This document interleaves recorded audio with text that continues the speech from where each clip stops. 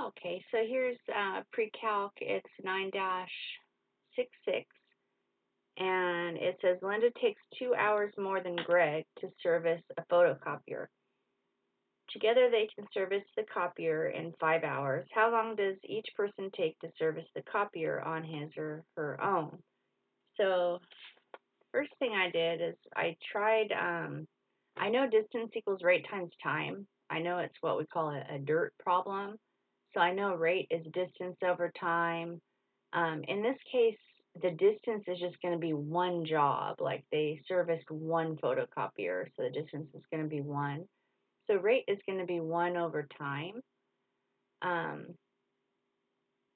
they told us that Linda's time, the time of, I used subscripts.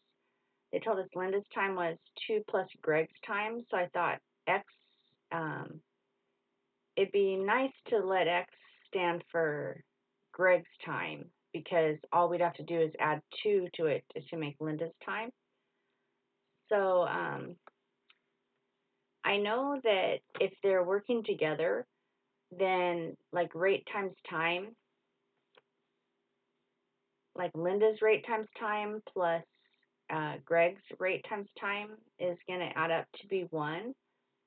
I can get their rates by, well, here's Greg's rate. Greg's rate is going to be 1 over Greg's time, because remember we said rate was 1 over time. Okay, but they were working together for 5 hours, so I put the 5 in for that's the together time. That's not the time of Greg, so we're still using X for the time of Greg. Okay, and then 1 over, we know Linda's time was 2 plus Greg's time.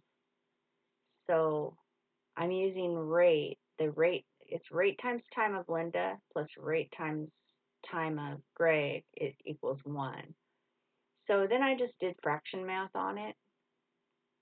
Put the 5s up on top. I don't know if maybe there was a little easier way. This way worked for me.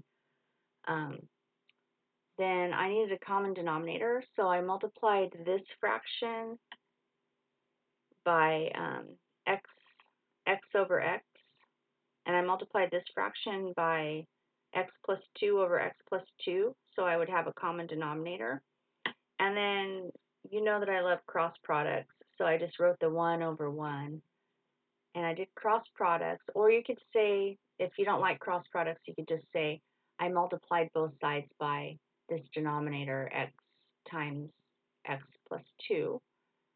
And that's where this came from. The 10 came from I added those two together. And there's that 10, right? And then this ended up being a quadratic. And then I ran out of paper, so I came up here. I moved the quadratic around in my mind and found that it equaled this quadratic. I tried to factor it, but it didn't factor. So then I used the quadratic formula on it. And this is just me plugging the numbers in and put it in my calculator. And I got this answer for the positive answer.